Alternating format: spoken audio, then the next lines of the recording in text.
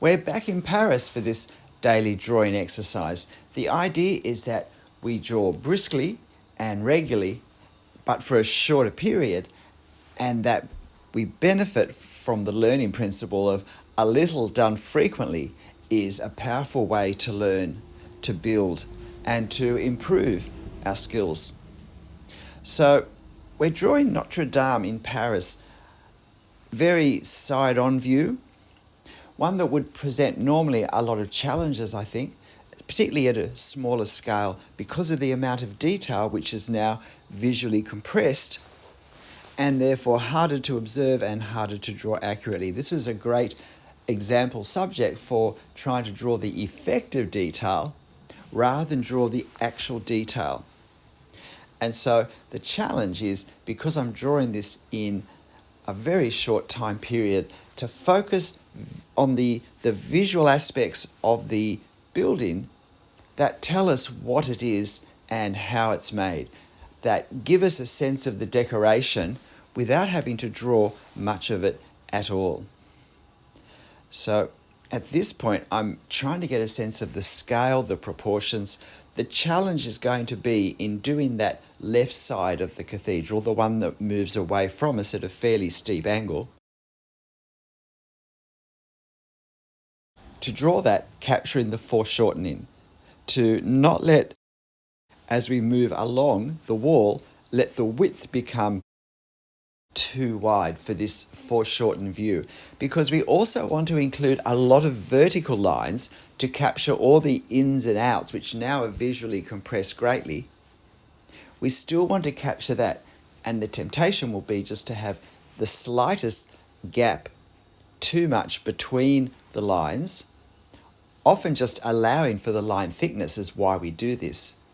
But they build across the many vertical lines, and then the whole foreshortened thing becomes not foreshortened enough. So as well as doing the individual parts, we have to keep a sense of the overall width that we want this part of the building, of the drawing, to have. So you'll notice I'm working on one section going across, getting the ins and the outs of the facade. And you'll notice what I'm mostly doing is drawing the shadows. Drawing the parts of either angle or detail that captures the light in a way that creates a lot of shadows. Now, the other important thing with a view such as this is the perspective angles. They're really key, particularly when a building looms up above us as this one does at this distance. And so there is this sense of it shooting skyward. That means we are going to get fairly extreme perspective angles, so particularly the top couple. And that's one of the benefits, I think, of starting halfway through and going up and down. When we start at the bottom, where we have the less extreme angles, it's easy to start to just do these angles more parallel as we go up, because it can be hard to push the extreme angles that are there, but to not feel that they're that extreme when we do our drawing. Whereas starting in the middle, we can take a lot of care with that first line. We have no shallow angles at that stage on the paper to distract us or to affect the way we see things. And therefore we can just get it accurate. And then as we come down, we can make the angles each more shallow. And as we go up, although we really only have one in this angle going up, we can make sure we make it more extreme. I got a bit bogged down in this section just on the corner.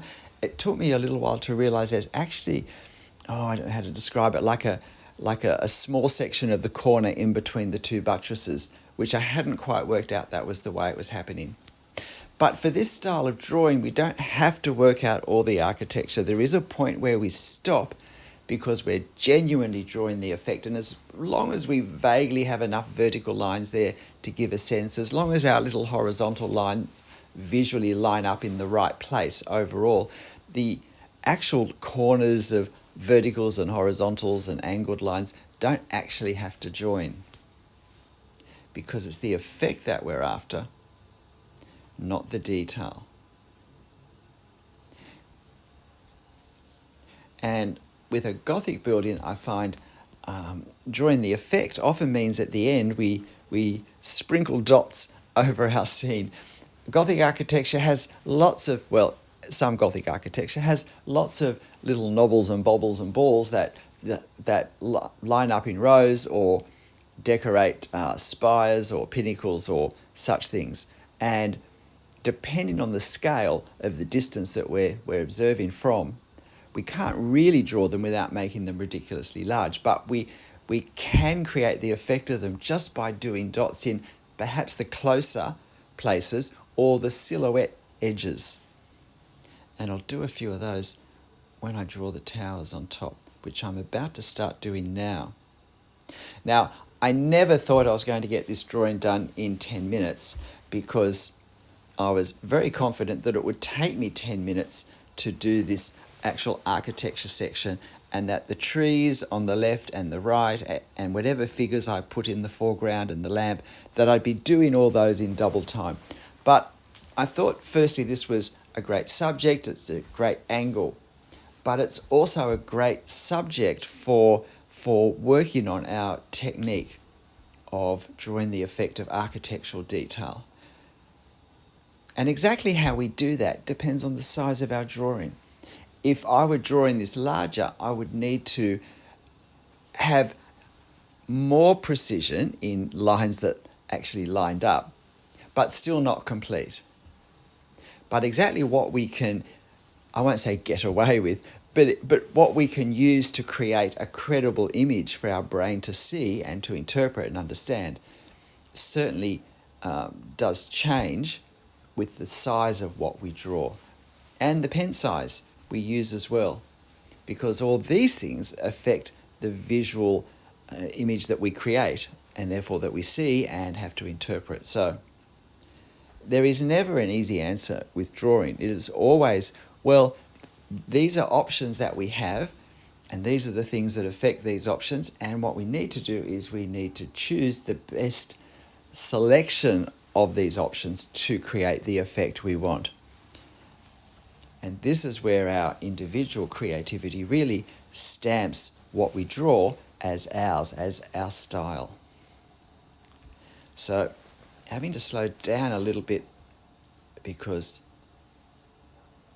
I need to reserve some paper for the tree, and now I need to get this more front-on view of the side of the building, of the church. This was taken, of course, before the fire. That's why there's no scaffolding or boarding up in sight. And now need to align the horizontal lines on the edges of these buttresses that on each side of the tower, and that rounded tower that's in between them.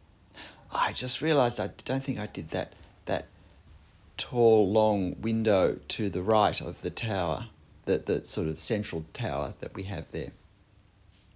Now, you see what I'm doing here? I'm not trying to draw all the columns and the arches.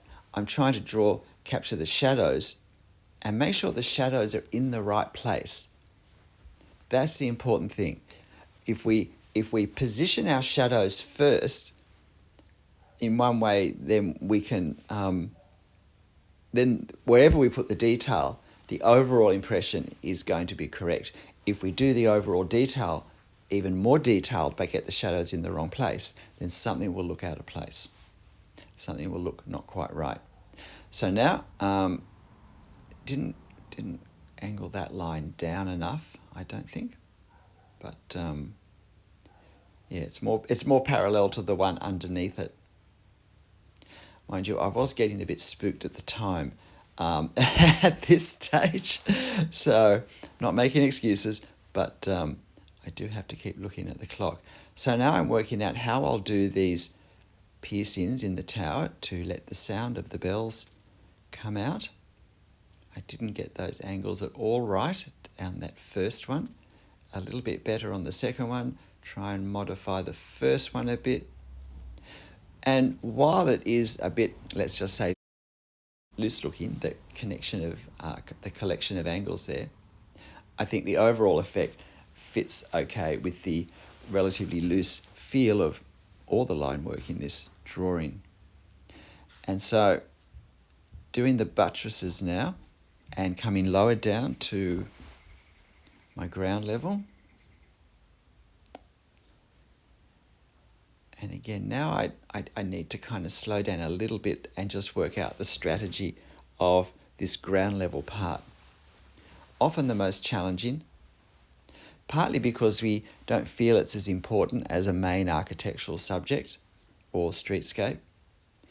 And so we're not psychologically ready to give it the attention that it needs. And maybe we're a bit tired in our head from the more, what we see as the more important parts that we've taken particular care with. But often because there is just as much work in this, it's not a 5-minute end of the drawing thing that we're doing. It actually takes a fair bit of work. We've moved into not double time, but triple time. This is 3 times my normal drawing speed now to get the rest of the drawing in place and to keep these videos relatively short. So these 2 tourists in front, and really wanting to make sure we get their scale correct, but we do want them to feel closer to us than everything else in the scene, except that lamp, because it helps draw the eye and connect us to the building, to lead us onto the building. But they also create a nice sense of depth of the whole scene as well.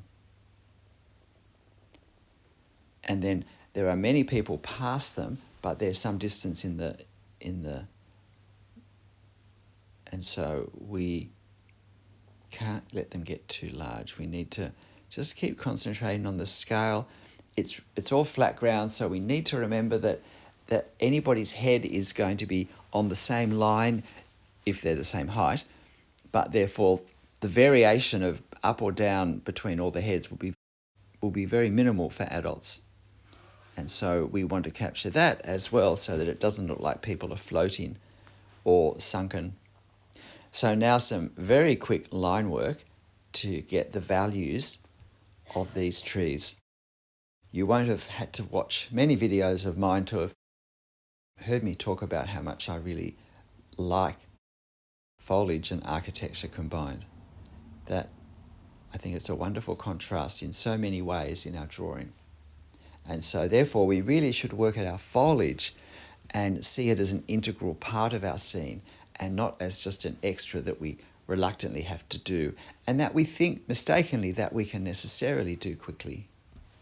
If you struggle with trees though, I do have a trees playlist that will help you find my, I think about 40 or 50 videos on drawing trees and shrubs and grass and basically all things foliage. So if foliage is a trouble for you, then that's the playlist to go and just check out what the topics are.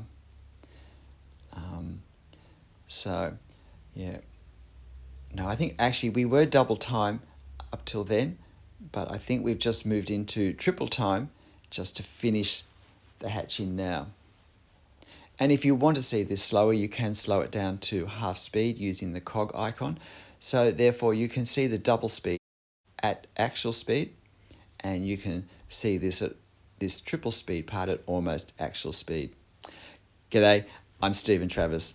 Look, I hope you found this interesting. It was fun to do something a bit different, fun to do something where we're really having to really draw by effect, and yet it is effective, I think. And this is a great technique for drawing these sorts of scenes on location, because 20 minutes for a location sketch, of course, is very respectable, particularly one as challenging as this.